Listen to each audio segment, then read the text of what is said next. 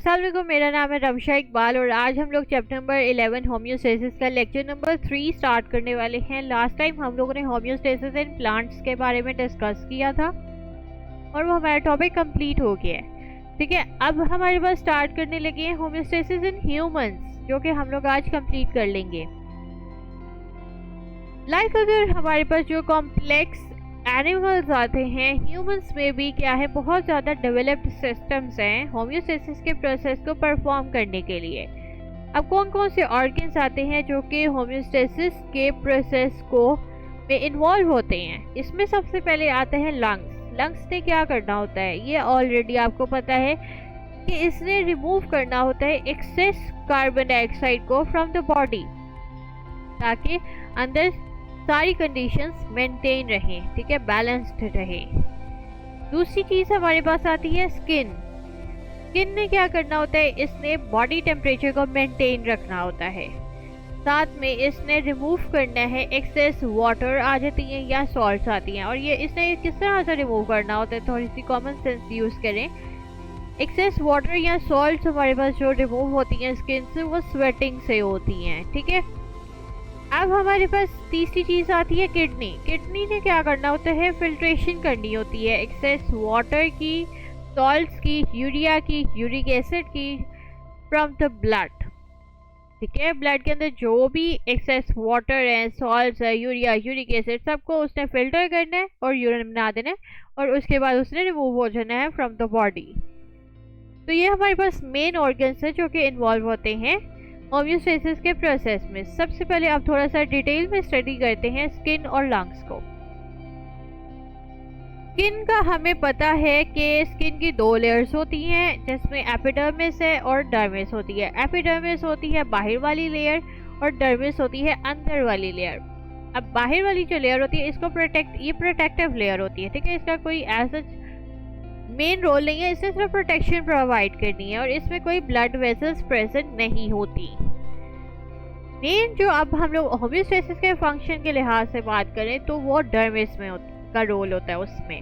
क्यों? क्योंकि इसके अंदर ब्लड वेसल्स होती हैं, सेंसरी नर्व एंडिक्स होती हैं, स्वेट एंड ऑयल ग्लैंड्स होते हैं, हेयर्स एंड फैट सेल्स होते हैं, ठीक है। तो सारी चीज़ें हमारे पास क्या है, डर्मिस के अंदर प्रेजेंट है, जिसमें क्या है, ब्लड वेसल्स हैं, या आपको पता है आर्टरीज, वेन्स वगैरह, ठीक है। उसके बाद सेंसरी नर्व एंडिंग्स, ये कौन सी है, वही नर्व इम्पल्सेस होती हैं जो कि मैसेजेस ट्रांसफ़र करते हैं, ठीक है, ये वो नर्व एंडिंग्स आती हैं। इसके अलावा हमारे पास आता है स्वेट एंड ऑयल ग्लैंड्स। ये वो वाले ग्लैंड्स होते हैं जिन्होंने स्वेटिंग या ऑयल की प्रोडक्शन करनी होती है। अगर हम फेस की बात करें तो किसी की स्किन ऑयली होती है, वो जो ऑयल की प्रोडक्शन होती है वो डर्मिस की लेयर की वजह से होती है, क्योंकि उसके अंदर ही स्वेट और ऑयल ग्लैंड्स होते हैं जिन्होंने प्रोड्यूस करना होता है स्वेटिंग या ऑयल।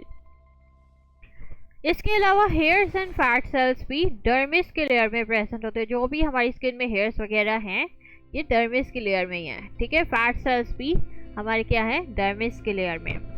बाहर हमारे पास सिर्फ एपिडर्मिस है, जिसने क्या करना है, ये प्रोटेक्टिव लेयर होती है, इसे प्रोटेक्शन प्रोवाइड करनी होती है।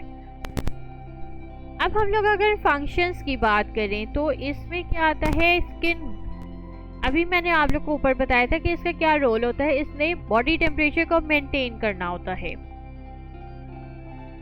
अभी हम लोगों ने डिस्कस की है ये जो थिन लेयर होती है फैट सेल्स की डर्मिस के अंदर, ठीक है, इसने क्या करना होता है, इंसुलेट करती है बॉडी को, यानी कि जो भी एक्सटर्नल हमारे पास हीट आ जाती है, कोल्ड आ जाती है, तो ये उससे प्रिवेंट करती है बॉडी को, ठीक है। कॉन्ट्रैक्शन जो होती है हमारे पास स्मॉल मसल्स की, अब असल में होता क्या है कि मसल्स के साथ हेयर्स अटैच हुए होते हैं। अब क्या होता है कि जैसे ही हमारे पास मसल्स कॉन्ट्रैक्ट करते हैं तो वो गूस बम्प्स बनाते हैं, ठीक है। गूस बम्प्स भला क्या होता है, ये जो हमारे पास बाहर वाली जो हेयर्स होते हैं ना, बाहर ये स्किन में अगर हम अपनी आर्म्स में देखें, ये जो हेयर्स होते हैं, अगर सपोज बाहर टेम्परेचर बहुत ज़्यादा ठंडा है तो क्या होता है कि हम लोगों ने कभी देखा है कि वो हेयर्स हमारे खड़े हो जाते हैं, तो ये गूस बम्प्स बनते हैं, ताकि हमारी जो स्किन है उसमें वार्म ही एयर रहे, हमारी वार्म कंडीशन ही रहे, ठीक है। तो इस तरह से ये एक इंसुलेटिंग ब्लैंकेट होता है वार्म एयर का, ठीक है। अब हमारे पास स्किन आ जाता है, वो कूलिंग इफेक्ट भी शो करता है। ये तो हो गया वार्मिंग इफेक्ट कि बाहर का टेम्परेचर ऐसा है तो गूस बम्प्स फॉर्म होंगे, जिसकी वजह से क्या होते हैं कि एक ब्लैंकेट, इंसुलेटिंग ब्लैंकेट होता है वार्म एयर का, बना देता है, ठीक है, ताकि स्किन हमारे पास फिर भी थोड़ी सी गर्म ही रहे। अच्छा, अब स्किन हमारे पास कूलिंग इफेक्ट किस तरह से शो करती है? वो इस तरह से कि उसने स्वेटिंग प्रोड्यूस करनी होती है बाय स्वेट ग्लैंड्स, ठीक है, और जो भी अंदर की एक्सेस हीट होगी, बॉडी की हीट होगी, वो उसकी इवेपोरेशन होगी, जिसकी वजह से क्या होता है कि स्किन को कूलिंग इफेक्ट मिलता है। जैसे इवेपोरेशन होती है, स्वेटिंग होती है, तो हमें बाद में थोड़ा सा कूलिंग इफेक्ट हमें महसूस होता है। वो इसी वजह से ही होता है कि हमारी क्या होती है, एक्सेस जो बॉडी हीट होती है वो इवेपोरेट होती है। इसके अलावा जो मेटाबॉलिक वेस्ट आ जाते हैं, जिसमें एक्सेस वाटर है, सॉल्ट्स हैं, यूरिया है, यूरिक एसिड है, जो भी मेटाबॉलिक वेस्ट है वो भी स्वेटिंग से रिमूव होते हैं। अब हमारे पास आता है लंग्स। लंग्स ऑलरेडी आपको पता है, आपने पढ़ लिया है, लास्ट चैप्टर में हम लोगों ने देखा था कि लंग्स ने क्या करना होता है, कंसंट्रेशन ऑफ कार्बन डाइऑक्साइड को मेंटेन करना होता है इन ब्लड, ठीक है। सेल्स हमारे पास क्या करते हैं, प्रोड्यूस करते हैं कार्बन डाइऑक्साइड सेलुलर रेस्पिरेशन के प्रोसेस में, ठीक है। उन्होंने जब कार्बन डाइऑक्साइड प्रोड्यूस करनी है तो क्या होगा कि कार्बन डाइऑक्साइड डिफ्यूज होगी सबसे पहले इनटू द टिश्यू फ्लूइड। जब उधर से डिफ्यूज होगी फिर वो बाद में एंटर करेगा इनटू द ब्लड। सबसे पहले क्या हुआ है कि कार्बन डाइऑक्साइड क्या कैसे प्रोड्यूस हुई है, by the cellular respiration process, ठीक है। फिर सेल्स से क्या होगा, कार्बन डाइऑक्साइड डिफ्यूज होगी इनटू द टिश्यू फ्लूइड और फिर उसके बाद एंटर कर जाएगी इनटू ब्लड।